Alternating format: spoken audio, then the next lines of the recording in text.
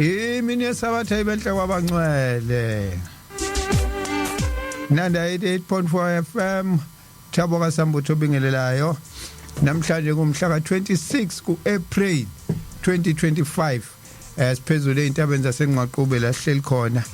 Sisho sithi sikhumbule ePhakameni. Angambi ke ngedwa njengenjwayelo ngihamba nawo umshumayelo uSibisi ngihambe nawo umfundisi uMhlongo. Nawe emlaleli uyakwazi ukuthi ke usixhume lapha ya ku Facebook sikhumbule ePhakameni, YouTube sikhumbule ePhakameni, WhatsApp wethu ke namhlanje isinenkinga ye network angazi noma uzosebenza yini. Kodwa sinawo WhatsApp number 0687649969 0687649969. Uzobona nalapha kwiposter esoyifaka khona manje ku Facebook. Sizama ezinye indlela zokuxhuma la bese ukwazi ukuthi usithole nakhona lapha ku Facebook page uthumela umyalezo wakho ufisa ukuthumela. Namhlanje ke sesikile vele isonto sobe siliqala kusasa isonto lesikhumbuzo somqali wendlela umprofeti Isaiah Shem. Sizobe siqala isonto lesikhumbuzo sakhe njengoba isikhumbuzo sakhe singomhla ka2 May okuyobe kulesihlanu kuyobe kuusuku ahamba ngalo emhlabeni mhla ka2 May. So sesiqalile ngoba isizofika isikhumbuzo vele phakathi nezinsuku isabatha liyoze libe sobe sesiqala ke nje sesiqhubeka one way kodwa namhlanje sibheke khona emfundisweni zomprofeti Isaiah Shem umqali wendlela udume kanjani. Ngicela sibingelele emshumayeni. Ngiyabonga Thabo Sambuthi poet nomfundisi uMhlongo sasishilo kubalaleli beNanda FM ukuthi uma inkosi ivuma siyophinda sibonane njengoba kunjalo. Siyabonga ke inkosi ngoba isivumele ukuthi kube njalo. Imini enhle imini yesabatha ibe yinhle kwabangcwele. Siphile. Amen. Mfundisi asibingelele ke kunamhlanje sesingena emhlanganweni ukukhumbula umqali wendlela. Ngicabanga ukuthi kulo nyanga sihlanganisa amashumi ayishagalolunye ahamba enyameni wathi inyama ikhathele umphefumulo uzovuka wembatha inyama entsha. Namhlanje na ke masithi imini yesabatha mayibenhle kwabangcwele sizokhuluma kakhulu ngobhombela. Baqapheleka abantu uma kukhunjulwa umuntu nje osemhlabeni kuyayikhulunywe ngokuhamba kwakhe. Kodwa la kubhombela sikhuluma ngokuhamba ngokuthi inyama umphefumulo uzavuka wembatha inyama entsha. Asikhulumi ke kakhulu ngokuhamba, sikhuluma ngemiyalezo yakhe ayisho ukuthi kuzokwenzekani mase kuvuka inyama entsha. Amen. Amen. Amen. Amen. Amen. Hayi 90 years umprofeti Isaiah Shem ahamba emhlabeni. Isikhathi ke manje sokuthi sikhulume ngakho ukuthi wayezokwenzani njoba yabona sekukuningi nokudideka kubantu. So ubone nje ukuthi abantu babona ukuthi kwakumfundisi nje wayifana nabo nabanye abafundisi. Kanti manje enye into ukuthunywa uNkulunkulu. Enye into uzumuntu athi mina nginoqobo mina ngathunywa. Ngoba phela khona abasho njalo. Hayi thina sabafundisi bogcotshwa. Ukuze umuntu athi hey uNkulunkulu uthe kumina. Ozwa nenhlanhla umuntu. uNkulunkulu uthe kuwena. Hey enye into ukukhuluma noNkulunkulu direct uzuthi uNkulunkulu uthe kuwena. Hayi ke kodwa ke kuningi ke akukhuluma kuningi akwenza sizobe sikhuluma nje ngakho konke nje sihlanganisa hayi mshumayeli Thabo Sambothi mfowethu ngiyabonga. Ake ngidlule encwadini kuqala. uJohane uqala iverse kuzobeka 4 kuya lapha ku7. Johane uqala iverse ka 4 kuya ku7. Page la khona W191. Ake ngiyifundeke. Siyanilobela lezi izinto ukuze ukujabula kwenu kuphelele. Nanti izwe salizwayo kuye. Sinishumayeza lona lokuthi uThixo ungukukhanya. Akukho kuye ubumnyama nakanye. Uma sithi sihlanganyela naye lapha sihambe ebumnyameni sinamanga. Asenzi iqiniso. Kodwa uma sihamba ekukhanyeni njengaye esekukhanyeni siyahlanganyela omunye nomunye. Igazi lika Jesu Kristu indodana yakhe liyasihlanza ezonweni zonke. Ukukhanya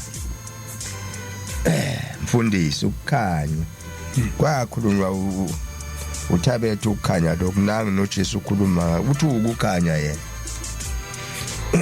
Manje uShembe ukukhanya sisho njalo nathi kuyabonakala ukukhanya nobumnyama futhi kuyabonakala. Ngolunye usuku wafika lapha kwaMthethwa abakwamthethwa abahofakazi. Wafika kunezinto ezimbili ezazi isomiso khona ezazi ingekho. Fika kunesomiso imvula ingekho. Wafika futhi kunesomiso abantwana bengekho izwe lonke lakwaMthethwa. Waqala ke ngesomiso lesi abakwamthethwa ngoba babevele bekholwa.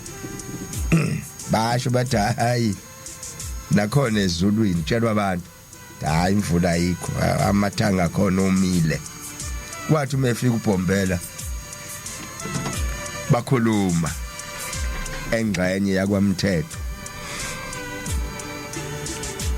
Uma sebezwile ukuthi nanga umfundisi okhuluma indaba yasezulwini ngoba uShembe akayikhulumanga indaba eyaye kade izwakala kahle kubantu. Wafika nolimo olusha lwasezulwini olwalungekho emhlabeni. Hawu nange khuluma kanje. Umfundisi lomisile lapha izulu. Abe sethi cha uNkulunkulu uzolinisa izulu. Linenganxanye ke kodwa kulabo abalicelile esigodini senduna leline. Zokwehla ke ikhukhula zibheke ezantsi la kome khona. Ngolunye usuku ke kuthiwa kwakukhona indoda yayikholwe eLuthela. Ngathi kwakuyiLuthela impela khona kwaMthethwa. Ingeya kwaMthethwa nayo yomshumayeli isibizwa inkosi uMhlane. Mayifika enkosini eminyango lapha isithintithinti uyabuza uMhlane inkosi ithi hawu Mthethwa wathintithi inyawo kwenze njani uthi ngithintithe udaka ndaba ezithi olwano lemvula. Hawu iqhamukapi imvula uthi angazi kodwa ngiwela la emfuleni nje emhosheni umhosho unodaka. Yezwakala le ndaba ukuthi enhla le la lo mhosho uqhamuka ngakhona ila izwe line khona izulu. Kwenze njani bathi kukhona umfundisi ofikile khona. Uthi ke uMhlane cha ngibizeleni lo mfundisi. uBhombela wehla ke waye wafika konkosi. Nithi kwakusoyengweni ngazi bonke khule kuthaba kaMthethwa emzini wenkosi uMhlane. Nanga umfundisi hawu inkosi imbone uBhombela. Iyambona kodwa ayimboni ukuthi umfundisi njengalo oyefike lapha ekhaya wawoMthethwa labede bethintitha udaka. Hawu umuntu kaNkuluNkulu ufika ngalesikhathi wawuhleziphi yena ukhuluma leyo ndaba ayisakhulunywa le ndaba. Wawuhleziphi ngize ngibe mdala kangaka. ngoba ngangiyokulandela usethi ke umhlane lelizwe lonke lakwaMthetho ngilishiya kuwe wena uzobona uluphatha kanjani ngiyathanda lokho ukuthi nekunakisise laba balalele lelizwe lonke lakwaMthetho ngilishiya kuwena uyini uShembe uma lokukhanya isikhuluma ngakho kungekhona uthi ke uBombela wayesiyayicela kuMthethwa imvula lana ke kwaMthethwa lonke sethi uBombela hawu ngilo ngihambile kulelizwe ngibona abantu nje abadala kanti ingane azikho lapha kwatholakala ukuthi ingane azikho kulomuzi naloya muzi naloya ule ukhalweni nakho ngane uthi ke uShembe lo isikhuluma ngaye ngifuna yabona unqumela ngizothini unqumela abantu bakaMthethwa nezwe lakhona namasonto akhona konke nje kwakhona ngifuna ngiyabuya ngonyaka ozayo zikhona ingane njengoba zikhona igcwele nje kwaMthethwa ingane zona lezo zamaRoma namaLuthela zalethwa uShembe lo esikhuluma ngaye namhlanje ngokukhanya Shembe ukukhanya lokhu unguJesu akhuluma ngakho akekho umuntu ohamba ekukhanyeni abesemnyameni sithini ke thina ngaloku kukhanya yikho lokho esizokumemezela ukuthi ukukhanya kufikile injalo le ndaba sambothi mfowethu ayikwazi ukusitheka le ndaba ngoba ukukhanya nje kunjalo nje hey sibonga emshumayeli yize kaShembe lezo wafika eveza ukuthi yena uthunyiwe lisho njalo lena likhehla lingasekho laselidala kakhulu uThabethe wayelapha ngaseBhenqola wayekethi uShembe fika kwela kubo naye wafika lo misila ngazi noma kwakuyikhona kaMthethwa noma wakephi uThabethe kodwa ngala kaZulu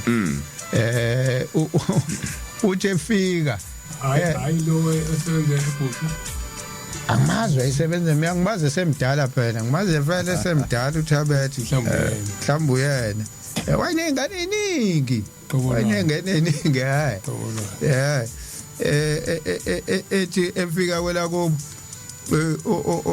wayixoxela ubaba wakhe naye ngoba naye wayesemdala vele kodwa phela wayemncane ngalezo ikhathi kodwa uthi ubaba wakhe mhla ifika inyama endala yafika lo misile ngalendlela ukuthi wawuthi mawushaya ngisho nangegeja phansi kwakuqhasha inhlansi ngendlela selomisa ngayo sekwamatshe nje uthi mawushaya nje kuvele kuqhasha inhlansi phansi ayikubona ukuthi konakele uthi kodwa wathi mayifikile uShembe ekhuluma noThabethe ozala ikhehla leli bakhuluma emtshela ukuthi yena uthunyiwe uNkulunkulu usethi uShembe mhla sebehlukane sehambe eqhubeka nohambo lakhe uthi Thabethe ukuze ubone ukuthi mina ngithunyiwe ngifuna lensimi yakho uyitshale ngiyothi mhla ngibuya ngifuna ukudla lo mbila loyo oyobuphumela hawu linje Nkosi njengoba kuqhantsha ngisho inhlansi mawe uthi uyashaya la phansi wathi impela mina Thabethe njengoba ngikutshela ngifuna ukukhombisa ukuthi mina ngithunyiwe amen hawu uShembe wasala uThabethe wangenela insimi kuphuqunqa izintuli kunje lo mile bathi abantu uThabethe uyahlanya yini impela hayibo wangenela insimi wangenela watshala wahamba uShembe wasala uThabethe ethi ngizoke ngibona sahamba inyanga aphela inyanga yiwo nakho kuvela kwaqhuma kwahlaza yes wena hayibo wamila umbila hayibo naba abantu baxakwa hayi ngisho iconsi lemvula lonke lishisela indala wamila umbila wahlaza umbila lomisile lomenkwe hayibo kwenzakalani kaThabethe uyabatshela Thabethe cha ilomfundisi owafika la wathi angenze nje wathi yena uthunyiwe wathi ukuze ngibone ukuthi uthunyiwe angifaka umbila phansi khona linje hey kwaba isimanga endaweni nansi insimu kaThabethe ihlaza wathela umbila wathela ingaki ikhwebu yezwa na awu engaki ikhwebu wathi ebuya uShembe wayebuya kuvunwa kaThabethe wayedla lo mbila kwakubuya bonke abantu bezohlanganyela la ukuthi hayibo kodwa ubuyile lo mfundisi awu kwayingena indaba kaNkuluNkulu eveza ubufakazi ke mayithi uShembe Thabethe kuze ubone ukuthi ngithunyiwe ngempela kwaba nobufakazi ukuthi uthunyiwe ngempela uNkulunkulu yena nanku umbila lomsili izulu nambe ngidlula ngoba usuke wakhuluma indaba yesomiso ngakhumbula leli ikhehla leli lale ke yona impela ikhenye njalo nje mfundisi ake sibingeleleke namhlanje sikhuluma indaba enkulu kakhulu sikhuluma indaba khona incwadi esengiyikhohle ukuthi maphi incwadi umuntu ayikhohlwa iningi kakhulu hayi soyithola ekhuluma ngencwadi egoqiwe noma evaliwe ukuthi miyivulwa ofundileyo athi angikwazi ukufunda ngoba uyayifunda kodwa akayiqondi ukuthi ithini ongafundile athi angikwazi ukuyifunda ngoba angifundile ofundile uthini uthi ngiyayifunda kodwa ngizwe ukuthi ithini lo ongafundile uthi angifundile mina ngiyayibona kodwa angikwazi ukuyifunda ngoba ivaliwe uthi kuShembe mayifika into yokuqala ayicela kubantu yihlo lesithathu ngoba indaba kaShembe uma usayibuka ngamehlo amabili ngeke uyibone ithi incwadi eqondene nelenkulumo engiyikhulumayo eyadala kwenzeke lokho okuzokhulunywa ngako la ingoba babenganiki ihlo lesithathu incwadi kaIsaiah 29:12 sizayifunda ke ngifundele eqala usengiyangena kungani abazizwa benza ugobe nabantu beceba okuyize na amakhosi omhlaba ayazihlanganisa nababusi baceba icebo ngogcotshiweyo kaSimakade bathi siqabula izibopho zabo silahle izintambo abasibophe ngazo zisuke lithi yena ohleze ezulwini uyahleka inkosi iyabhuqa iyakukhuluma nabo ngentukuthelo yayo ibafake ingebhe ngolaka lwayo mina ngiyibekile inkosi yami entabeni yami engcwele iziyoni ngiza kulanda ngesinqumo sikaSimakade wathi kimi wena uyindodana namuhla ngikuzele cela kimi ngikunike abezizwe babe yifa lakho nemkhawulo yomhlaba ibe ngeyakho uyakubakhuphula ngentonga ensimbi ubaphihlize njengokhamba lombumbi ngakho ke hlaniphani nina makhosi niyaleke nina babusi bomhlaba khonzani uSimakade ngokwesaba nithokoze ngokuthuthumela yangeni indodana funa ithukuthele ngokuba ulaka lwayo luvutha masinyane abaphephele kuye manje na ke kukhulunywa ngendaba enkulu la incwadi yamahubo 2 eke ngifunde naleyo Isaiah uthe Isaiah bani lapho 29:12 eke sibhekele Isaiah 29:12 ithini yona 29:12 lesifundeka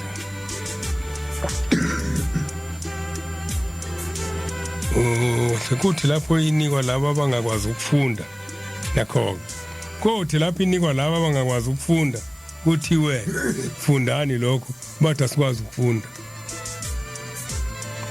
inkosi ithi ngenxa ukuthi laba bantu basondela kimi ngemlomo abafundile kuphi la khulunywa khona abafundile nakho umbona ngakho ke konke kimi wafana namazwi encwadi esicileleyo uma inikwa laba abakwazi ukufunda ngomyalo othi fundani lokhu bayothi ngeke sikwazi ukufunda ngoba isicilelwe. Mefika ke uShembe abantu babeveli benezinto zabo ezazikhona emhlabeni. Angithi mefika uShembe kwakhulunywa indaba kaJesu. Kodwa indaba kaJesu khona la ikhuluma khona. Uthi ngikhuluma ngemzekeliso parables kubantu abanhliziyo zilikhuni. Mekhuluma ngemzekeliso abantu afikela kubona uJesu abakwazanga ukuchaza imzekeliso ekhuluma phambi kwabo bazoyibhala phansi. Nemithetho kaMose abakwazanga ukuyifunda ngoba yayimfihlakalo. uJesu mekhuluma ngezwi uthi ngizofaka umlilo ozobhubhisa izono enhlizweni zenu. Abantu bathi lo muntu uzasishisa ngomlilo. Sehlule inkamba zeyinyanga sincinda senza yonke into. Bayahluleka ukuthi mekhuluma ngomlilo ukhuluma ngezwi elizofika bangalivumela. Ngoba babuka umlilo lowo kosinyama. Uthi umlilo omosinyama ivuthe. Le nyama tuzoyifaka ngaphakathi kuthina, lo mlilo uzofaka ngaphakathi kuthina labantu. Awuzosishisa. Base behlangana ke. Ngoba isimnandi lento abayiphethe kodwa engaphelele. Yini edala bemnandi? Yingoba bayayibona. Bayibona iphambi kwabo. Ihlula nawo lento ephambi kwawo isibabuza ukuthi njengoba nithi ke manje nina niyangibulala. Nizongishaya ngamatshe. Ningibulala phezulu kwasiphi? Yingoba ngithi ngundodana kaNkuluNkulu? Noma ngoba ngikhuluma okuxakile kunina? Abasathi bazothini?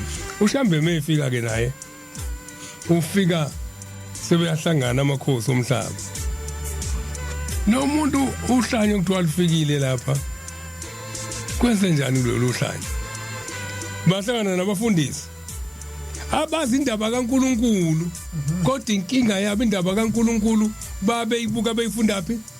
Encwadini eBhayibhelini. eBhayibhelini iBhayibheli lashicilelwa yayisiyagoqwa iminingi yakhona bangaba nayo ngoba le ncwadi ebhaliwe ibhalwe ngepeni lasezulwini ayibhalanga ngepeni lasemhlabeni elizokwaziwa abantu abayisikoleni. Abasadusi nabaFarisi babekhuluma ngento abayifunda encwadini. Ingakho uJesu wayehlala ethi akulotshiwe yini embhalweni yenu? Uzathi nalo Mose lokho enikhuluma ngaye ngiyacabanga ukuthi niyomangalelwa yimina niyomangalelwa uyena.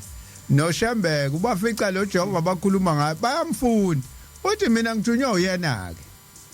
Umehluko usulapho ukuthi mina lo nina nimfunde encwadini. Uya mina lo khulume nami. Ingakho ke babekhuluma indaba yobuzwe kakhulu. Namhlanje kunabantu abahlele ebuzweni. Uthi uShembe weza kuthina amaZulu. Uthi nanti izwe lo memo limema wonke umuntu. Nokho ethi methunywa. Uthunywa uNkulunkulu esebathumile abaprofeti ezweni ezine. Thina namhlanje sengibuye kwesingaki? Kwesihlanu. Sengibuye kwesihlanu. Kodwa ngeke nibone ngoba nina nani buka ibala. Nithi uJesu wafika kulelazwe.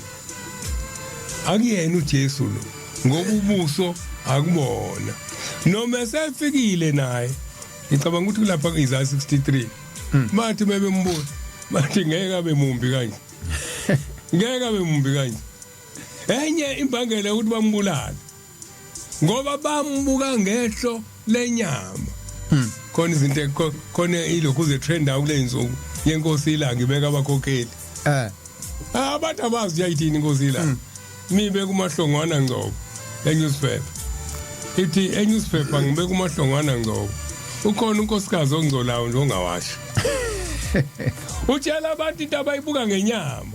Uthi mina ngibone ngadlula engcoleni. Ngadlula ingutsheni engawasha, ngayo ubona inhliziyo ewashayo ngoba konke okuzomenza bomkhokheli kungaphakathi enhlizweni. Akukho kulezi ingubo. Abantu bathi bephuma kodwa inkosi yazi yapho.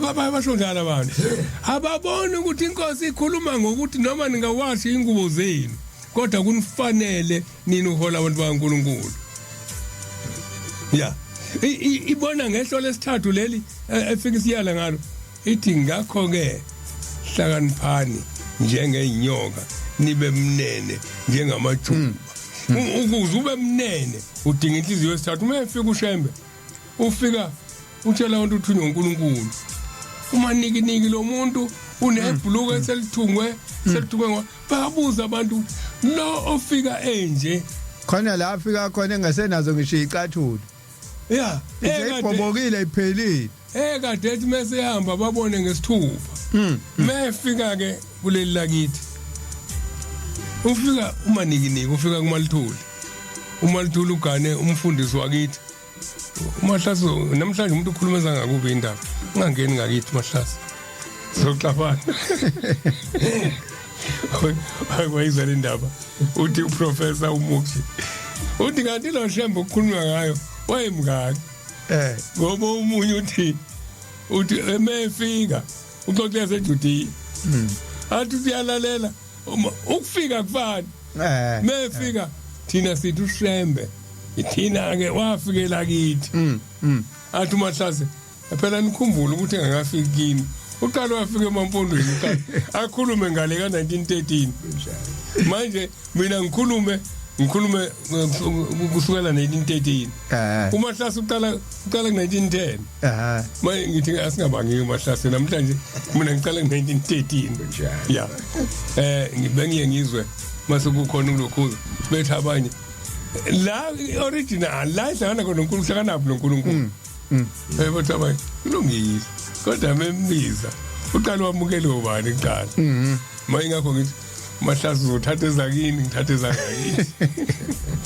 mefika kwela kithi ufika khona akana siqoko ushiswa ilanga welimona kanodwengu mewelimona ufika emzini wakaNgcobo uyakhuleka esangweni ngayibona le ndoda ayimaniki engakhuluphele nokukhuluphala engakhulile futhi umundli wakaNoni ngoba umele izwe lobomi uyangena ufika uyakhuleka wawungangena endlini umthetho wesintu wawungangena endlini ungamukeliwe ubaba wekhaya esangweni yodwa ukhuleka esangweni ume khona esangweni abantu baqonya bonke sesibayeni ngaselokhuzeni ngasezaleni la kuchithela khona umqo ebese ephuma endlini engasendle athi umnumzana siyakhuphuka kuyakwamukela abakhuleka bese kuphuma uMalithuli ngikhuluma njalo ngesalwazi engihlalile naso siyaxoxa isona esibovana ukhokho uMalithuli wena ukhokho uMajali ngathi noma ngathi engafika uMajali ubonakala emusha usabona nkosikazi avuma uMalithuli cha lapha esuitcase lomyeni wakho kunesigqoko alichazi isuitcase esinje indoda yakho nje obisekhulu nomuntu wesazi nokuthi indoda yami isekhulu akusona ngeke ke indaba obugebengu akuyena nomuntu wala endaweni angibazi mhlambe kuba abantu bala endaweni abangcwazi bathembe ukuthi kusho ukuthi lo muntu ngampela uthunywa uNkulunkulu nange sazi nokuthi ubaba usekhulu uthi ke indoda yakho yayihambe emgwaqweni ngase ngiyithuma kunomuntu odayisa isigqoko odayisa izinto ngase ngithi ayingithengele isigqoko sami yayisithenga ke yabuya naso ngisho nokuthi lo umuntu akehle price inayibiza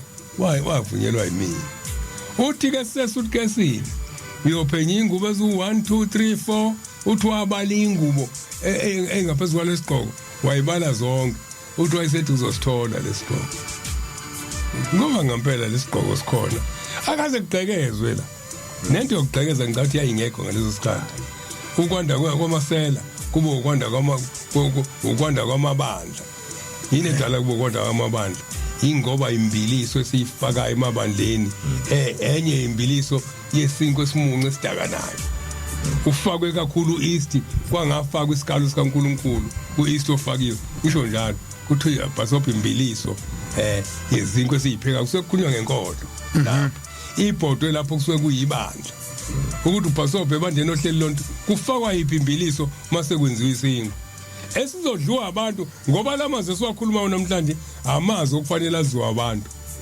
Oh cha ngesola isigqoko kodwa ke mnumzana umthetho wezulu yawazi athi shembe ngiyawazi ayikhiphi into yendoda indoda ingekho ingazi ebesethi ke kulungile ke nkosikazi yenza nje cha angibuzi wena wabusuka hayi ngisuka le kude entabazwe ngihamba ngikhuluma indaba kaNkulunkulu akazi kwantabazo basonto akazi kwantabazo gogo malithulu ngabe intabazo into eyini ke leyo ngithunywa uNkulunkulu ebese thatha uthunywa uNkulunkulu basontela uthela phezulu ozwathi akazi noma usukhona nomaqokomela wakhona isonto lamaqokomela ngathi usukhona nawo umdikoni longcobo nizokuze kugcine tuba longcobo ukhuluma uNkulunkulu la ekhaya siyasonto cha ke mnumzane akangeniswa nalendlini ukhuluma eminyaka kulungileke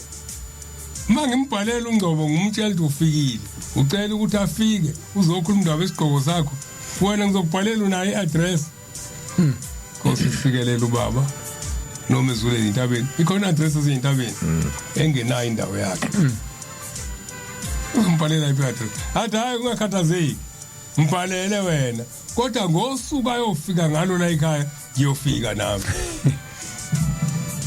ngabe ubutshela ubani kwayincingo lezi ngicathi kwakweza uzazingekho kwakweza belu ngoba izolo lokhu mina mengizalwa la iduze kwethu sihleli khona kwakhona post office wakwazi ukulalela ucingo lakaMahlasa meliphakamisa uMahlasa nami ngiliphakamisa ngizwa yonke indaba eqoqwa uMahlasa kwakhamba ama telegram lona cingo lalukhona ngalezo ama SB kwakulula kabi ukubamba umuntu mase ibhekula ikhona ngoba ilalela indaba hayi ke abhala incwadi kuMalithuli eGoli baba akhona indoda efikile la ithi sigqoko leso afika nasesihle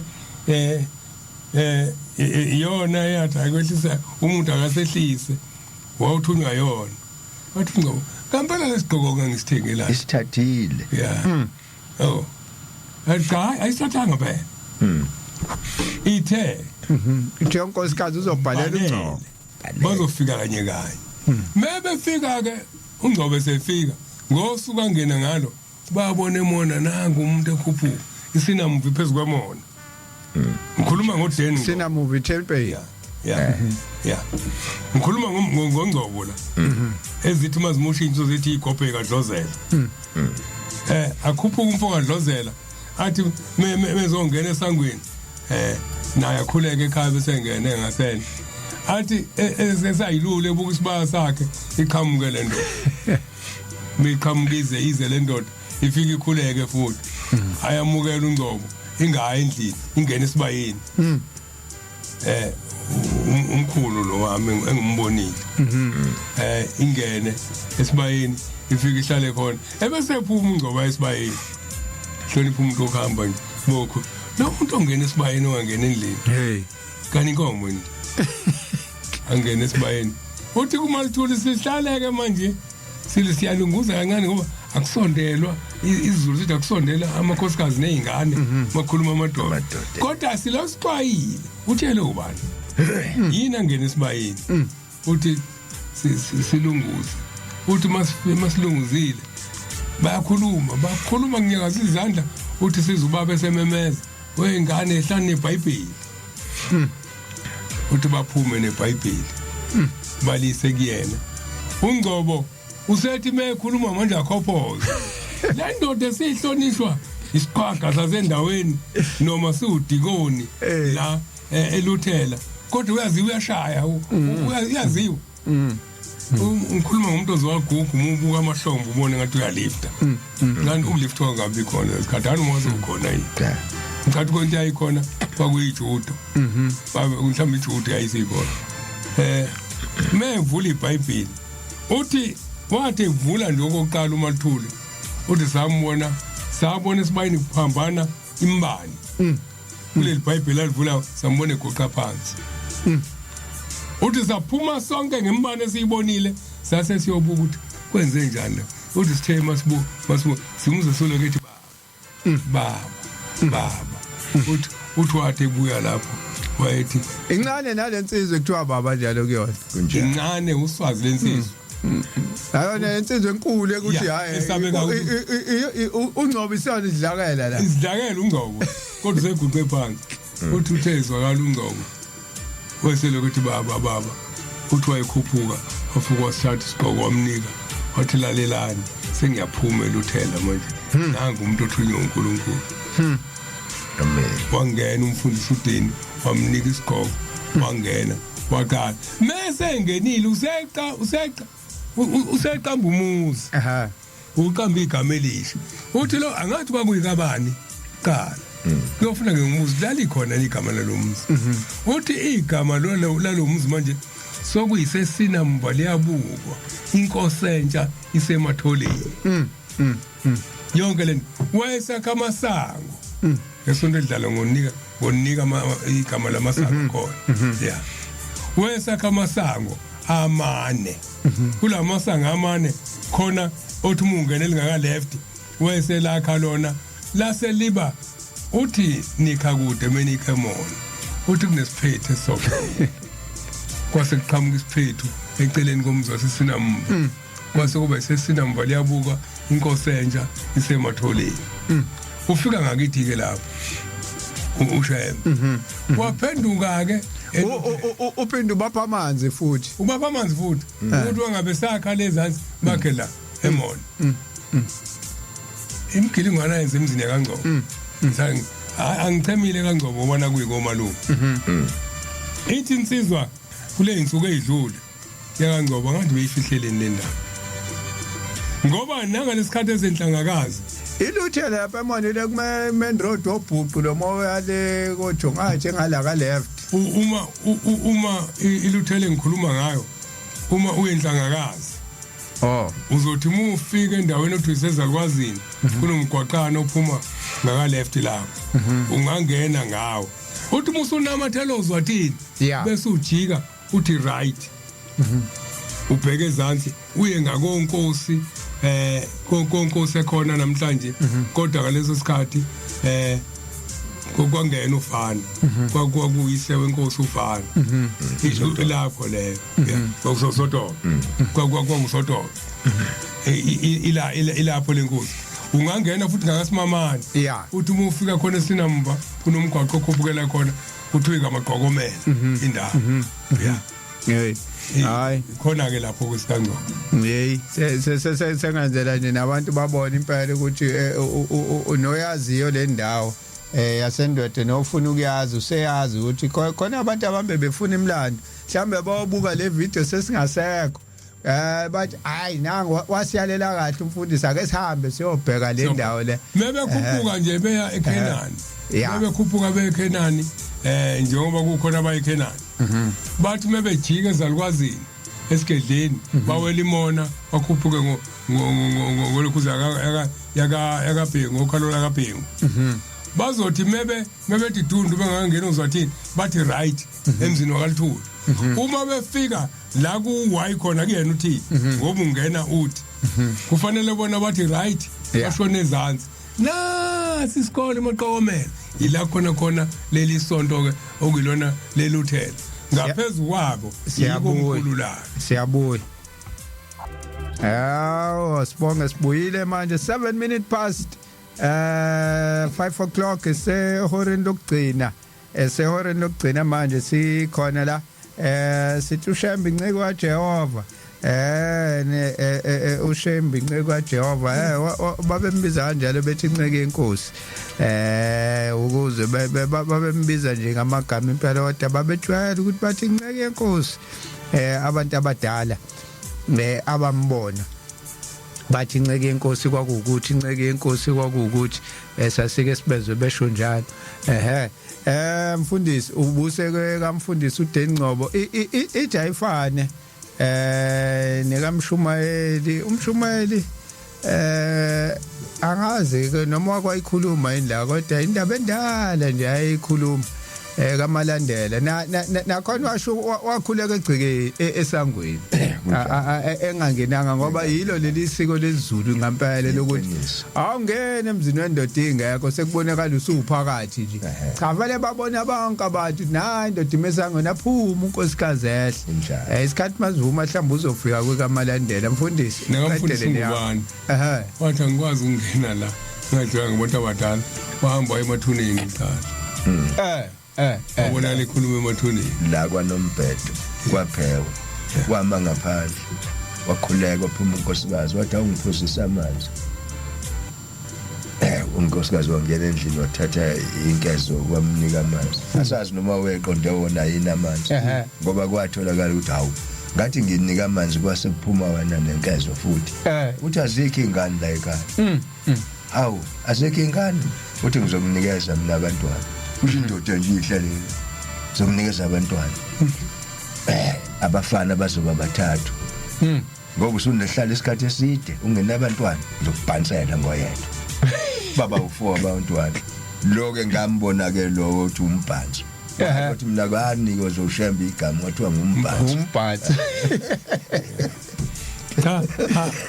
asibonge khona incwadi engengayisikaza ekhuluma ngokuthi bonke abathunywa uNkulunkulu bafuna ube nehlo lesithathu noJesu bambulala nje ngoba bedinga ihlo lesithathu abantu bafuna izinto abayibonayo indaba kaNkulunkulu ukukholwa ukukholwa ongakuboniyo kodwa unethemba ngenye indlela uma ukholwa eyintweni eziphila kathi ngalinganisa nengane ngingalinganisa ngento ebandisayo ifridge mase libe ifridge nje ulakhe lingafakwa igas ngeke libandise kodwa ithemba likhona lolubuko mulikhona ithemba ulubuko kodwa mele ingena gas njalo nabantu ke ungafika ukhulume nabo kodwa igas lefakwe efridgini ifana nokukholwa ukholo ongakuboniyo ifridge mase line gas ngisho noma ungakuthiwa alinalutho olubandisa phakathi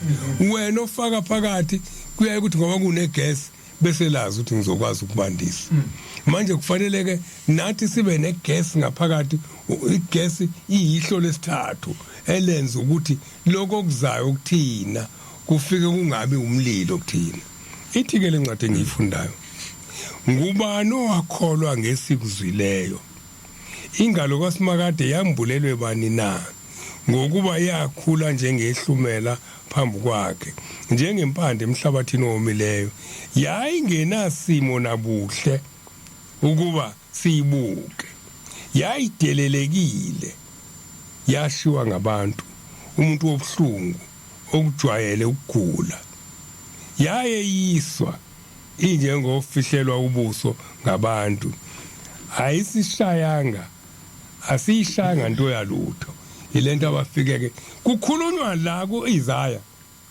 kufihlwa indaba yoza isithe uSizaya ukhuluma ngezithembiso izithembiso ezizombulwa encwadini yesambulo umprofeti lo ukhuluma ngokuzayo nangempela uma esefika uJesu lencwadi simchazile bayayazi kodwa inkinga yabo ukhuluma ngama parables ukhuluma ngeingathekiso ababuyelanga kule ncwadi ingakho mase efikile kuthiwa khona incwadi ayivula kuIsaya uJesu balonto awu le ncwadi yayisihlula abafarisi nabathelisi leyo ncwadi yena wavula yona buza ukuthi wazi kanjani lo mlando uvula yona kodwa konke lokho abakubonanga ukuthi uzoba mumba lazobukeka mumbona uJesu wangempela kwangebona ububi bendoda kodwa ngaphakathi yayifana nenkosikazi okuthi inkosikazi engcolayo kodwa ingaphakathi lawo lalilihle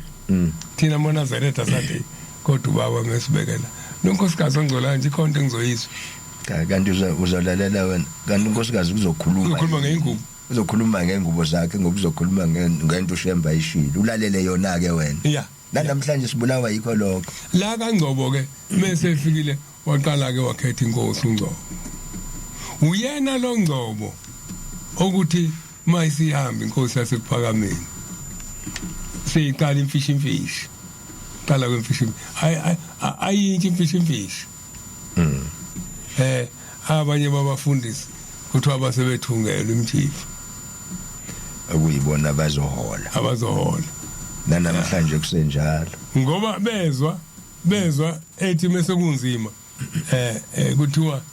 kuthiwa bayabuza manje baba muhamza usiyano bathi kubuza amakhosazana uthi nithapha uthi bakhona abafundisi Usman kuthiwa kwabuza umntungu jawa baba mawuthi hamba uzoshiya nobani wasekhomba bona lapha wasekhomba bona base bengayibuki ukuthi sinawe nomlilo wafika nalomuntu base beba nethemba njengoba kusenjalo namanje uma ke uNgcobo esekholiwe ngithi uyena lo Ngcobo wathi mase kusuka leso sidumo kuthiwa waphuma yedwa bathi wama etshenela imhlophe mokufika abantu sokuyothulula amagula sokubhaliwe incwadi zabhalelwa amathempeli onke ukuthi amagula khona indoda azoyiswa kuyona kuthiwa isihleli siwalindile amagula le ndoda ingenye yawo yini lamadoda kwawo ingenye yabafundisi kwakuthiwa ilindi imnikelo manje amagula ngimnikelo kuthiwa wami umfo kaNgcobo ikhophe kaDlozela kuthiwa wephethe umshizi umahlase wayibona le ndoda yakithi yes na indlu umusatshela imhlophe umngabona indle ngathi isitolo sakudala esangweni la eceleni kwayo kwakhona indlu yakho iyona isesangweni mihleli la ebhentshini la ehlala kulona kwakuneyinduku ezimbili la ngemuva hayi indukwana kwakumvungule ngaka ungathi imgoqo okuvala esangweni yayihleli la emva kwakhe ithi ke le ndoda inkosi ngala ikhomba inkosi la uthi umuntu yakho silalela uyabona into engiyiphethe iza kudla manje shona ngala ngoba uNkulunkulu wayesekhona emzini wasephakameni akekho wayigolozela le ndoda ngikhuluma ngenye indoda engikhuluma indoda yaNgcobo uthi umfundisi uCwenza ngelinye ilanga ngiyafisa bayazi abantu lento yokukhishwa kwabantu ekuphakameni hayi lento esesizwe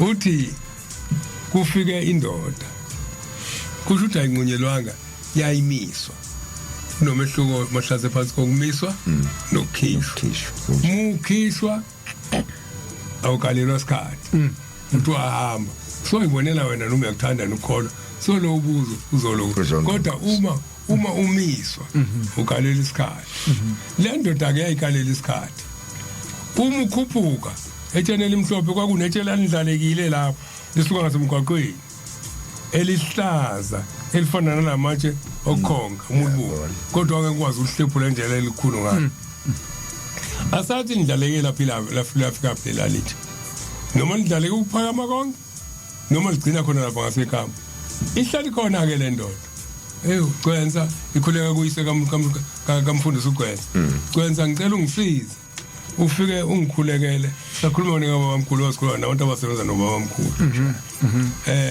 ungikhulekele kumfundisi uNgcobo ukuthi insuku sesishayile isikhathi ngikhona ngila esangweni uthi ke umfundisi uCwenza aqhubekeke ubaba kafika bingelele kumfundisi umfundisi sinosibani lapha uthi wekalela isikhathi esiwukuthi isimfaka etrapini le kaNgcobo utheni wena cha ngilalelile nje angisho ngolutho izekuwena ngizokubikela ngoba ukhulumile ngezwe kodwa angisho ngolutho kuyena wawusho ngolutho uqinisile hayi ngisho ngolutho ngoba uma uke washo usekhulume nomuntu omisiwe sokufuna naye ahamba uqhula icala umuntu omisiwe wayengakhulunyiswa njani phela umuntu okhishiwe kwangabuye kukhulunywe naye afika ixoxeke cha mfundisi ngibona usibani lapha umile esangweni utheni wena hayi angisho ngolutho kodwa uthe izinsuku zakhe seli uthi buyela kunikwa yimini ilungelo lokukhuluma naye manje hamba umtshele kusesekuseni kabi kuthiwa kwase kwiminyaka ewu7 emini uthi hamba umtshele kusesekuseni kabi afika mbe hayi uthi umfundisi sengapi unelungelo manje ngokuthola umfundisi lokumphendula kodwa kuba umphendule ngatholile ilungelo naye wahambe naye ya yangakithi ke le ndaba eyesibili yangakithi bese ngibuyela kuMahlasa sixoxeleza ngakuvi indaba angalinga ithinti yangakithi exactly uthi Mahlase usithando ngelinye ilanga babe umhlangano wawuleka nibela kwesika ikhehla leli kolambazini impemba ngazi noma ayishawa ubani kulabo babeshaya impemba uthi wathi esaphenduka nezinsizwa wayihlutha emlonyeni umbazini bathi ingakithi la bezoshawa imina uthi sisibone ikhehla lalisigidisa umgidi esingawazi uthi washo wona umgidi kababamkhulu ababe umgidi umbazini usho umbazini wabo kwabona singakithi ke sagida nje ngesigidi njengaye uthi kodwa kwaba kuhle nje abaxabananga ngoba umbazini wefuna ubakhombisa angidluleke uma enhlangakazi sikhuluma ngoShembe ephendula abafundisi uma siyenhlangakazi kunendawo okuthiwa kaShangasi eNsingweni lapha eNsingweni kwesenkosi uShangasi kwesikaGwabhasi Musa Thafamasi iThafamasi kaShangasi njalo kunebandla lapha in American Board umbatha lapha ekhona umbatha ke lo yena ngizokhuluma ngayo impela umbatha ke unesikhundla khona kodwa ukuthi makukhuphuka inhlangano njalo anikwe ibhuku ayobhala abantu abazobika kuShembe kodwa uthi la ngalimbe inzukwane seyinqampula ngoba kuzophela inyanga singayichithile lezinto uthi abhala abantu labantu ababhala amakholwa anyenyile ayocela izinto kuShembe uthi kwaba iminyaka impela eyimbijana emibili noma emithathu enza lento uthi kwathi ngelinye ilanga usenesihlahla sakhe ahlala kusona ebheka abadlulayo hayi uyambona uyababona beguqa kuyena wabe bedlula kuphela abazi noma impimpu mbatha uyampimpu mbatha uthi ke abhala uthi kodwa ngelinye ilanga wezwa kufuka umoya oyisimangaliso uthi wabe ngathi usimbuka nesihlahla uthi wayithi kweseguqile kuyena uthi meguqa phambi kwakhe futhi kwathi akathi baba hawu wenzani lapha mfana cha baba ngibhala abantu umbonile ngibhala abantu abeza kuwena abazobika insizwe zabo bebe abesonto lami mase ubabhalile ubenze ngibabuyisela kubafundisi ukuze banqunywe esontweni ngoba beza kuwena basuke bezokwenzani labantu basuke bezobika insizwe zabo manje mase ubuyele emumva labantu abaphumeleli nezinto nebezoyicela hayi baphumelela esontweni lakho bebecela hayi abaphumeleli manje awunasizini wena nginalo usizo alulona ezinye zale insizwe ezibikwa yila abantu baphumelele uthi selokhu sashada nonkosikazi wami umdala asinabo abantwana uthi manje awufuna ukuzocela abantwana athi baba oshintsha manje akusena imbangi hayi baba ngiyabacela abantwana uthi ke kulungileke mase ngehla ngibuyele kuphakameni ofika nonkosikazi wakho ngizokunika abantwana umbatha akamniki la akamniki umkhombe kuphakameni ebese yasuka umfundisi umbatha ebese ehlehlela emumva alibuke lelibhuku ngikhatha nomuntu ozonginika abantwana angisayi manje ekhaya akabangesana kwakhe kambathi wahlala umhlangana ngithi uzosuka ovelo wahlala khona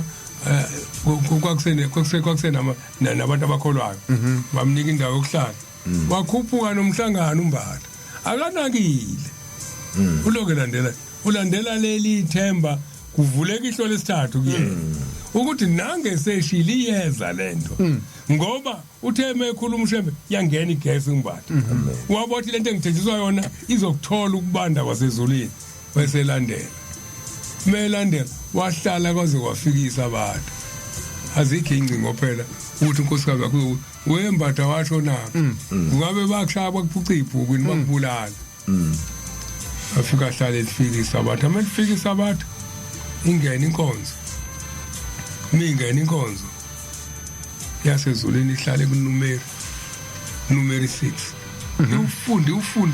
ufunde akawazi umbatho numeri 6 ngoba iBhayibheli liphathwa umuntu oyedwa sontweni bayaqalela ukuthi bafunde bagcine phi futhi naye lo yedwa uyaqalelwa uqalelwa abafundisi abamhlophe ukuthi akafunde igcinile ungaliveza iqiniso umbatha ke manje encwadi maphi numeri afunda numeri meqeda numeri anamathele kuLevi 11 ilwane efanele ukudliwa uthi ayikhulule ilwane efanele ukudliwa edliwa nengadliwa la into emnandi kanje kanti iBhayibheli lithi engadliwa ingulube badla ngayisidlo bephuma isabatha seduze ekhaya uthatha 3 or 2 hours suke enhlangazi kunjalo uzonqamulela awu 2 hours futhi 2 hours ngoba wehlele wakhohlele emdoti nje ukhuphuka entendeni ufika ekhaya washona khona kodwa ekhaya kodwa ngesabatha avuka ekuseni kada agcina umbatha ukuyiphala lokhu yebo phela isonto lonke akayibhalile sokuphuma manje into lezimhlophe zokukhombisa ukuthi asenawo ngisho nento ubengayiphala ngalisa abatha futhi bayifika ekhaya akayiphala ushawe igesi esifakwe kuyena esithembiso useyabanda manje useyifridge uyamukele lento athi mayefika ekhaya afika avuka ekuseni aqonde esontweni akabuyanga lo muntu nento ayithunywa yona ufana nephoyisa OB ayisayiniwe njalo akayibhalile izinto zeOB ahamba esontweni vele seyifikile impimpe ezinye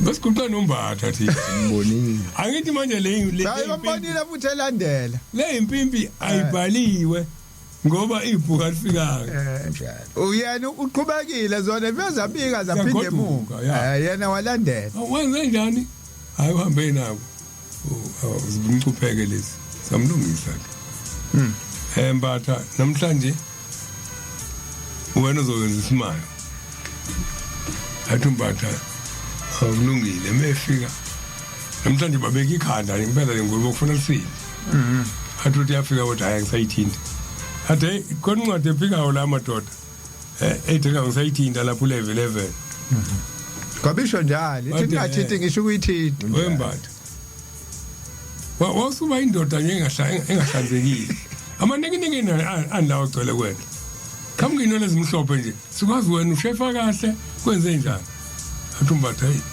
hey ngisiphinda sayithinta nje bathi sizwile indaba yakho mnumzane njenga namhlanje siyakusika ebandleni athi hawu aningisiki bengivele ngizovalelisa avalelise ngomsombuluko umbasa libhalbhek sephakameni bathi samile sangweni wayebizo sembonile umdala wenzu baningi okwenzeka njalo abathi beza bese bazi ngithi manje ngicela umbatha afike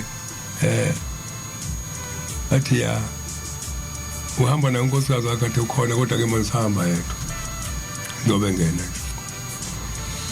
ebese ekhuleka ke bese ethi lalela ke ngizokunika abantwana abazoba u8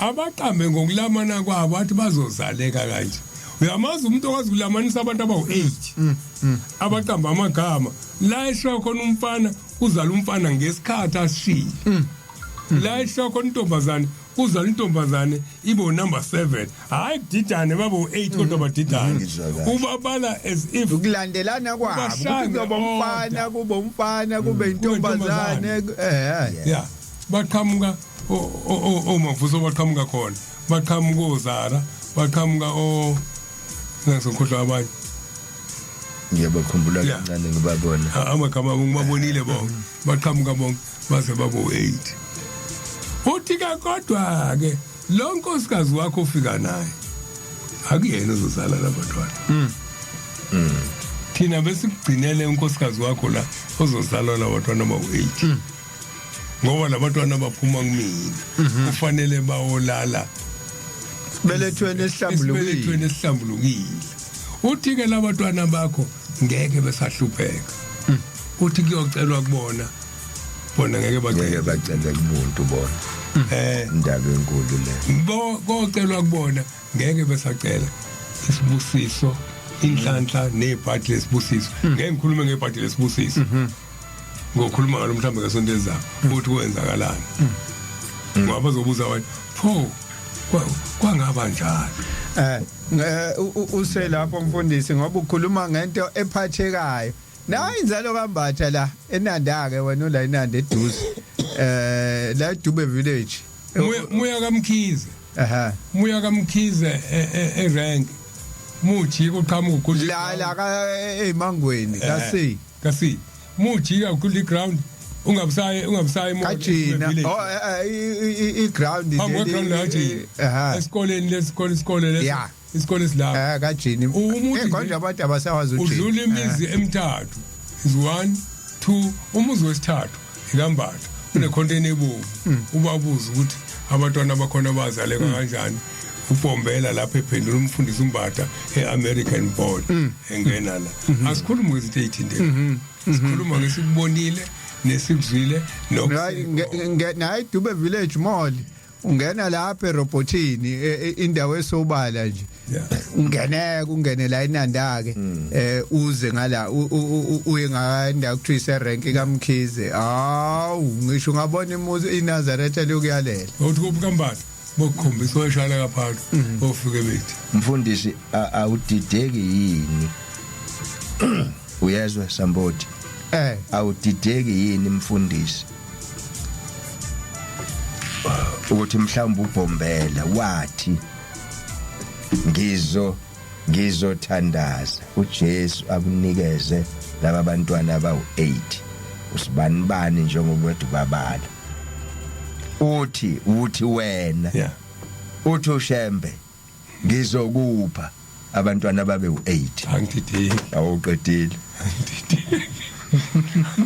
uyezwa Samboti uthi akadideki fanele ubusisi ngiyayizwa ngoba manje na ukhuluma ngomuntu owayesuka kuJesu enethembele isikhathi eside ethembe ukuthi uJesu khona azokwenza uma esefika ezwa uShembe khuluma ngazi indaba zasezulwini nansi ke indaba la ikhona uShembe uthi ngizokuphi awuna indaba ilapho la ngithi awudideki yini kahle khona ngoba wayefanele phela uShembe asho ukuthi usazovaya naye kuJesu asho ukuthi hayibo nangu umuntu wakho kuyavela ukuthi bavela ndawonye naye noShembe wayinikwa ilonkulunkulu kaJesu okwakhe ukuthi nakho sekunika wena isikhwama manje uyayibona le ndaba ngoba noJesu uyakhuluma la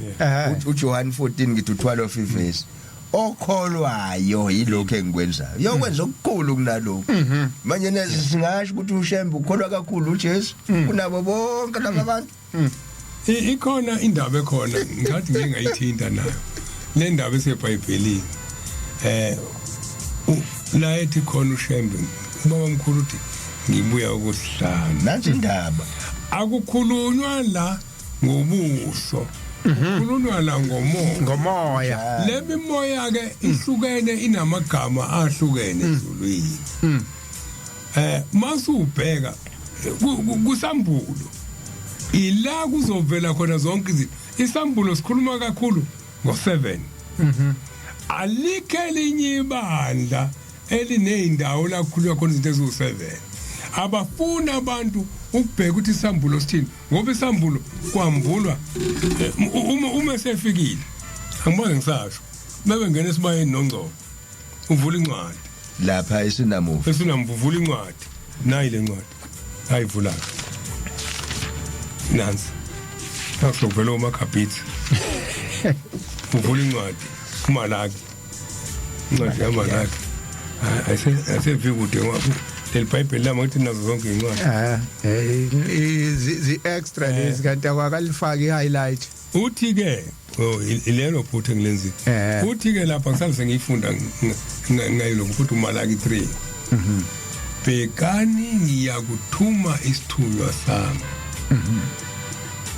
uNkulunkulu lo lalela siyawulungisa indlela phambi kwami.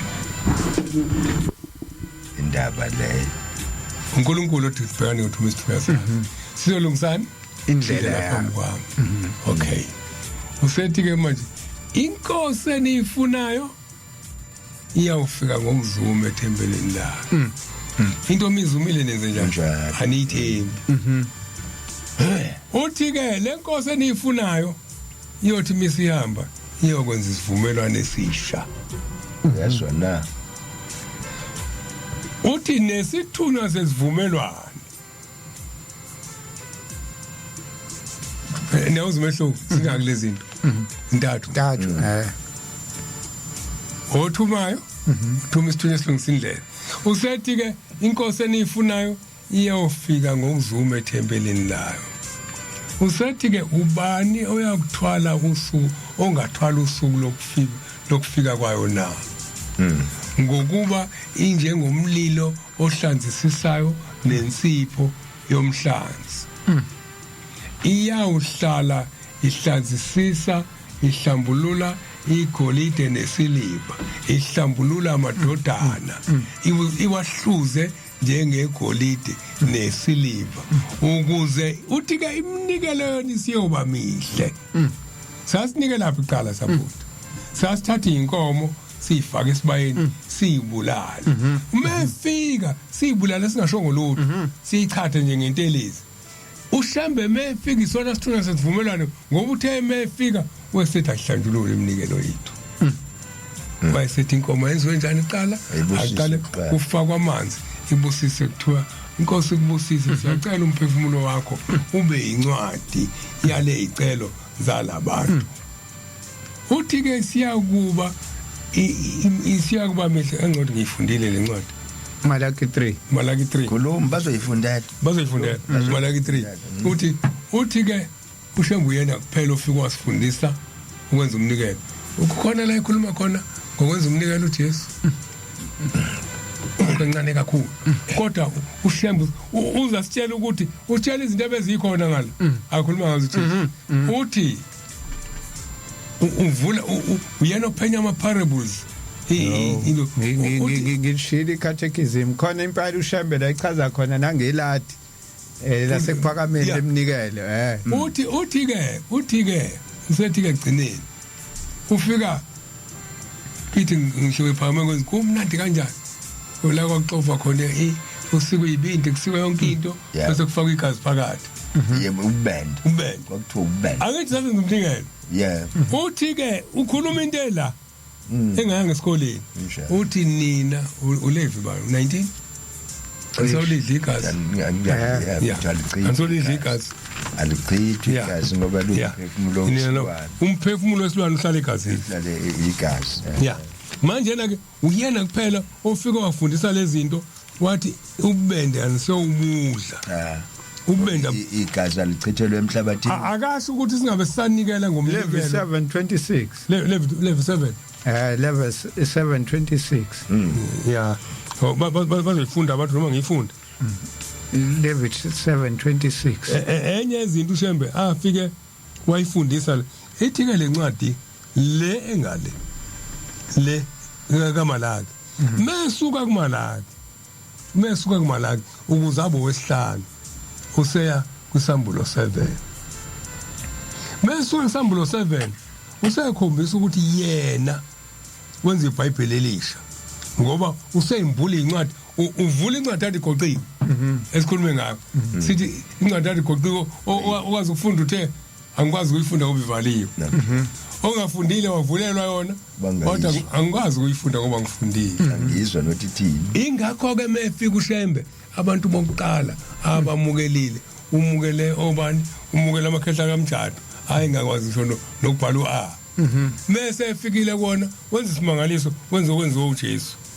nabantu bokuqala uyolwandle mefika la kungena khona umlalazi ungena olwandle mefika emakhaya akuyona ngakini emkhomazi ngithola kaZulu manje kwesa kamthetho ikwesa kamthetho no kwamkhona lapha lokuzeni Port Danford oh ya la ngenela khona umlalazi ungena olwandle mefika lapho amadoda alandela asethi hayi lawa besimle afaka amabhishu ufika njalo uthi umfundisi umthathu umisa isandla uyama umlalazi nse uyama umfula lokho uyama umlalazi ongena olwandle umlalazi ulwandle leyiqhubekela alibuyi lizongena la ikhombe khona siyesafika kuleyo point impela la enza khona lo sokuyaphanda sokuvuleka iziba asiyabhabhadiswa amakhehla kamthathu lapha namabheshu awo uzokhombisa ukuthi uqhamuka no mase abathanda imali uthingo lalo uyithanda lencwadi akaze ayithanda imali uma sehamba emhlabeni kwakufanele athi ubaba omkhulu sengiyazi ukuthi ngiyahamba ngizofihlwa ngani imali ingekho uthi umthathu nasi isihlahla afika ahlala kusona wasethi bantu abami namhlanje uzani nizonikela phathani imbali imbali lithenga ibhokisi ngembali phathani imbali uthi wahlala phansi uthi wancikala uthi bafika nembali banikela abantu ngembali uthi akhohle utawu kwenze njani namhlanje uthi usuku lokugcina agcina ngalo lapha enelisi usuku agcina ngalo wabanikelisa bonke ebanikelisa ngembali wesiyadlula hayi ngemali wabahlambululo kokugcina wahlambululo kokugcina ikuthiwa ke iyakuhlala ihlambulula ihlanza isiliva ihlanza imali ukuthi imali ayingabi impande yesona akube imbali munye umuntu ofika emhlabeni nokuthi uyakwazi ukunikela ngembali ngoba wenzela anganikeli ngalento okuthiwa imali impande yesona ufika nembali unikele qede bese lenzeka izinto zakho namhlanje ngambeka unkosikazi ongcolile uma nikeli ngeke umbeke Nanda 88.5 FM uhlelo sikhumbule kuphakameni 4 to 6 njalo ngamasabatha namhlanje umhla ka26 April 2025 siyasho sithi ushamba inceke kaJehova ukhumbule ke mlaleli khona WhatsApp 0687649969 0687649969 hayi uyasivalela manje kumshumayeli mshumayeli ngiyabonga Sambothi mfowethu umfundisi usekhuluma indaba enkulu la uzungeza ukukhanya hayi indaba yokukhanya indaba enye ngenye imini khuluma uthe sikhuluma ngezakithi igospel umuzwa omkhulu namhlanje usekhona ukutholakala kwawo kwakunamadoda la egospel kwakuyindawo eyiplus labelungu ngalezo ikhadi kodwa ke lalidayiswa kwahamba ke ladinga ukuthi lidayiswe abafana bakakhawula bahlangana bayathi bayihlanganisa imali yokulithenga leli plaza hayi alithengeki base bethayi asiphuthume kumfundisi uBombela wayelenhla nomzimkhulu eNazareth hayi asiphuthume kumfundisi bayahlangana ke angithi babe bathathu bayahlangana ke bazokhetha omunye ukubona aphuthume kumfundisi enhla nomzimkhulu kodwa ke sebethi uma sihluleka ukuyibuyisela imali yomfundisi uyohlephula khona la eplazini indawo elingene lemali asinikeze yona ayike bese bamthuma ke lo abamthumayo uloya khawula nyuku khawula ele phezulu uyafika ke ukhawula phesheya komzimkhulu uyamthola uBhombela emzini waseNazaretha owawusukhona ngaleso sikhathi. Hawu khawula mntanami bayazana phela ngoba ubaba uBhombela usuka la eMthwalume. Hawu khawula mntanami senzeni? Uthi ke ukhawula awu mfundisi ngithunyiwe abafowethu la abelungu ba dayisi iplaza sakhelene nalo la manje siyathanda ukulithenga kodwa sathe siyahlanganisa akuvumi ukuhlangana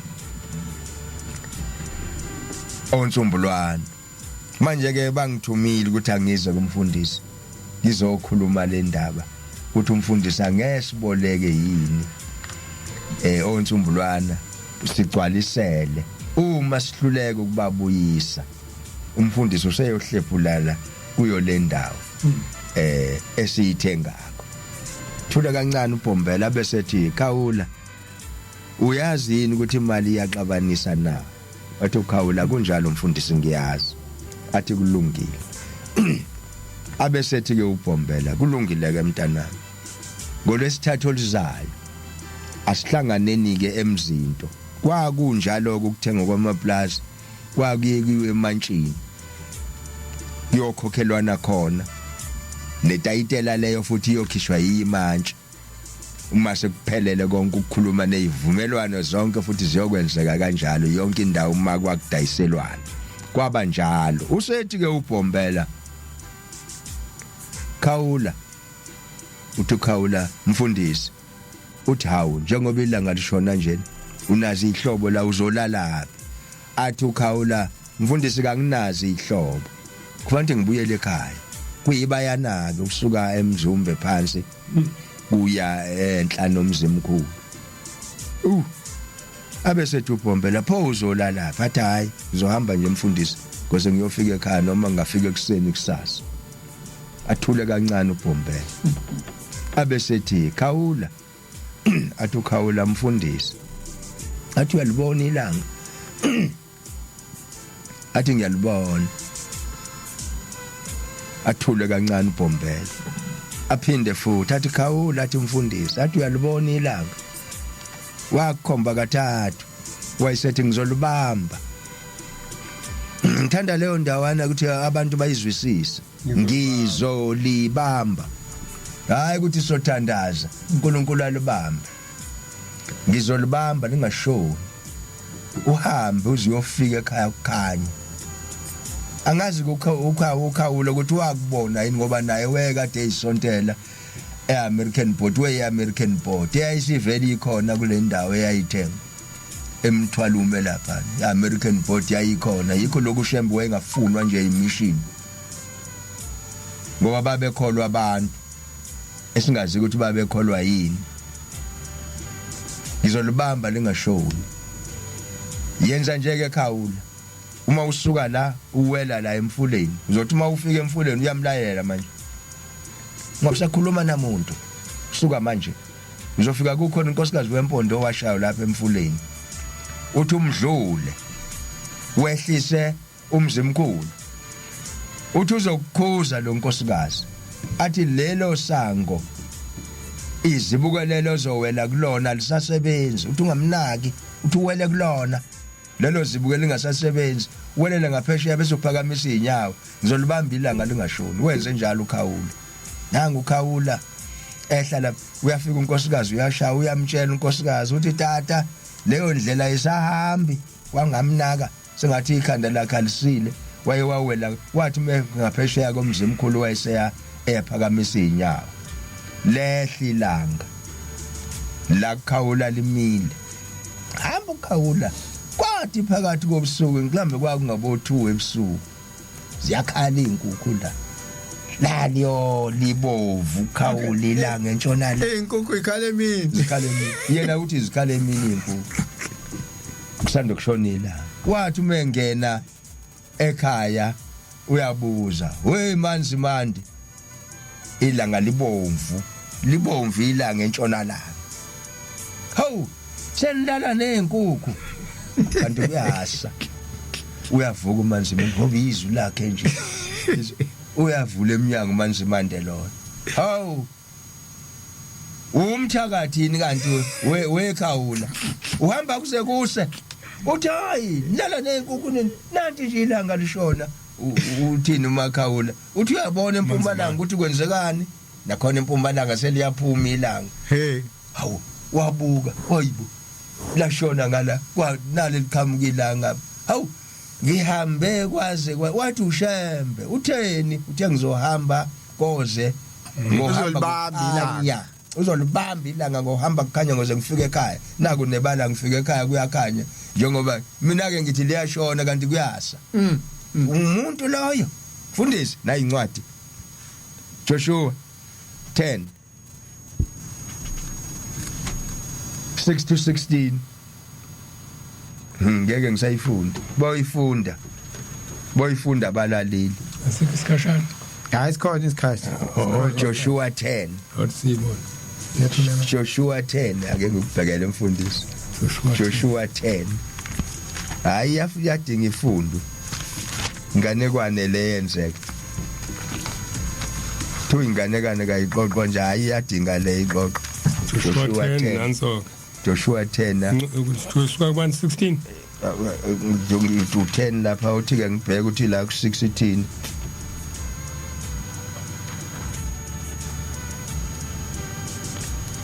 12 yeah 12 kuya lapha ku 16 kahleke sifunda ngosuku uSumakade anikela ngalo ama-Amori ku-Israyeli uJoshua wakhuluma noSumakade ephambi kwabantu bakwa-Israyeli wathi langa yima eGibhiyoni nawe inyanga esigodini i-Ayijaloni laselima ilanga nenyanga yema abantu baze basiphindiselela izitheni zabo akulotshiwe lokho encwadini yolungileyo na ilanga lema phakathi komkhathi alisheshanga ukushona kwathi kwangathi usuku alizange lube khona usuku olunjengalolo ngaphambili kwalo noma ngasemva kwalo lapho uSumakade alalela khona izwi lomuntu wamlwela uIsrayeli uJoshua nabo bonke abakaIsrayeli ababenaye babuyela enkanjini eGiligali lo ngathi phela kahle ku15 njalo indaba enkulu le akathandazanga la indaba la ikhona kathandazanga walibheka nje ilanga wayeselitshelta lime uthi ubhombela ngizolubamba nanti uyalibona ngizolubamba uyohamba ufike ekhaya kukhanya ithi incwadi kaMshumayeli wokuqala Mshumayeli 1:9 okwake kwaba khona yiko kuyokuba khona nokwake kwenziwa yiko kuyakwenziwa akukho kusha phansi kwelanga nansi indaba enkulu manje mayise uShembe enza izinto ezake zenzeka yini esiyinkinga manje isimanga ngoba phela kuthiwa akukho kusha phansi okwake kwenzeka kuyophinde kwenzeka isimanga uJesu uthi la kumakho uthi nina namhlanje uma umuntu enikelele oyise nawe uyisemkhulu bengasekho kufanele kwenziwe yimini ukunika niyamxwaya makhosebenza kungenziwa yini le ngithatha umthetho kaNkuluNkulu niwenzize ngemvelo yenu ngase bekhuluma kwabo namhlanje uma uthi wenza lokho wasidli ke thina leyo nyama simanga nje isikhathi manje sithi 9 minutes to 6 o'clock nangelapha uphule ngisothethe ku WhatsApp uthi ngiyabingelela e-studio kubaba umfundisi nobaba Mshumayeli nobhuti uThabo ngihleli nani siyabonga kakhulu imfundiso enisipha zona ngihleli nginilalela hawu siyabonga Phuleng ake ngilunguze lapha ku Facebook ningasigili futhi namhlanje nifake sekuthiwa sesivalelisa bese ngena ama message lama message angena sesivalelisa kanti siyathanda ukwezwa manje ngiyazi ukuthi idalwa yini leyo umunye usuke lalele manje naye ulalele manje yabona uyithethe uyaphazamisa naye futhi akafuni ukuphazamiseka yebo bese awunamba sebeyaphuma uthi ngisale sengithumela kanti hayi impela kusuke sekonakele sesekuphunywa impela ekuthiwani la ku Facebook hayi Facebook wangavela lutho ngibona nje inkunzi ebovu Mahamutsa lapha ya nayi khona wesahlusho network manje ulive wethu ubungabonakali ngithothi unqamukile Sindi Kamthi Ashandu uthi ukuvuka okuhle bangcwele siyabonga inkosi ukusivusa ngomsawayo awu amen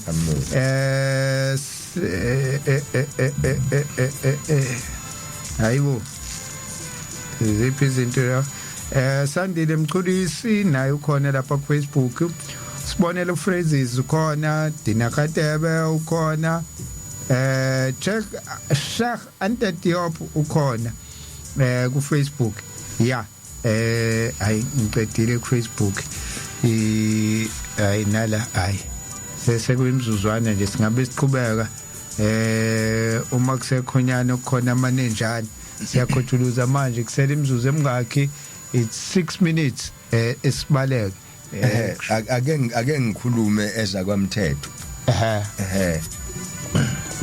kuma Nazaretha akhona nezwe lonke angazi noma kusekhona yini nanamhla umuntu omNazaretha akavamisile ukuthandeka phakathi kwabantu abacasule njengeze kodwa kube yinto enkulu kubo kwakukhona indoda la yakwamthetho ikholwayo ithi ke ngolunye usuku yalima kanti seyilima indawo eyimzila wenkomo eziyeDP bakhona indoda yakwamthembu ethi mayodipha izinkomo zayo seyihamba ngale yayisiyathukuthela hawu umthetho inkomo zethu sezohamba ziyojika ngalena kade ziqonda kahle la uma zihamba yayaziwa le ndoda ukuthi iphatha amakhambi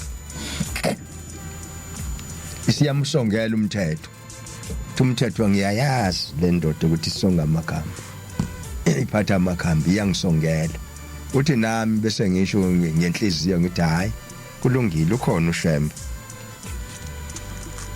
ithi lathi lishona ilanga izulu laliduma lalihloma uthi ngathi ngoba ngiyalibona ukuthi liyahloma qoqe inkomo ngayifaka esibayeni leli themba lethu lokukhanya kwethu okungishembe engikhuluma ngakho zonke insuku ngithi uShembe ukukhanya noJesu ekusho lokho waqoqa ingane imizi yakithi ke kwaZulu niyayazi ukuthi mkhulu qoqa ingane sakufaka ingobe emhlophe zama ngoba uyamazi lo muntu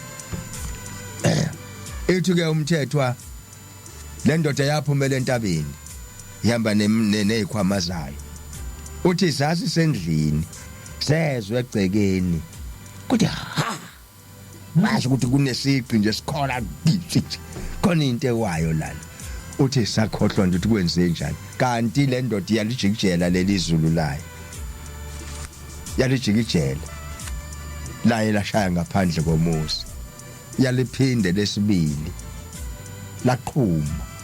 laqhuma phezukwendlu alaze langena elesithathu laqhuma emva kwezindlu uthe emva kwalokho laphenya izulu lasanathi uthi kwathi ngakusasa kwadlula lo mthetho la sanibona umthembu simangaliso lesi sanibona umthetho uthi ngaphumela eminyango oh yebo mfilase niyaphila siyaphila nyambo mfilase ninjani nina uthi hey umkhonze lo nkulunkulu wakho akafihli umkhonze lo nkulunkulu wakho uthi kodwa ngiyathanda ukumbona ngaku October wathi hayi ayikho inkinga mthetho singahamba siye la kwaNzuza eJudiya emthunzini la singamfika simbone khona show hayi emthunzini uthi nebala bese siyahamba uthi hayi ngizokugibelisa gibele nengane zakhe lana ayofika eJudiya uthi umefika eJudiya kwathi enkonzweni yasemini wabona abantu sekumenyezwe isonto wabona abantu sebeguqa uthi nebala abaguqa abantu akazi kwenzekani kanti kungena inkosi uthi izinkosi yathi uma iqhamuka kanjena thuke hawu yangu lo muntu owenzani lo muntu uthi ngathi sengijikijela izulu lesithathu phezukwendlu uthi lo muntu wasiqhamuka phezukwendlu wayesiyalibamba lelizulu uthi walibamba qede wayesengibheka ngethuka ngabaleka kashikwa ama lapho ngayo ngangena endlini uthi ikhwama zalandwa unkosikazi lapha entabeni uthi hawu kanti uye lo muntu uthi hayi ngeke namhlanje ngizovuma izona uthi kwathi mase kuthiwa kuyanikelwa uthi ngahamba ngaya khona ngathi baba ngizovuma isona uthi wenzani uthi ngangifuna ukubulala umuntu wakho umthetho ngezulu uthi hawu into embi kangaka kanjalo hawu into embi kangaka uthi ungaphindi kwenze lokho amaNazaretha nabantu nje uthi wangiluleka wathi ungaphindi nje ukwenza uthi ngayikhetha inkosi yasekuphakameni ngayikholwa ngoba ngabona uNkulunkulu yasibonge indaba enkulu le yasibonge naye imbongisi isikhipha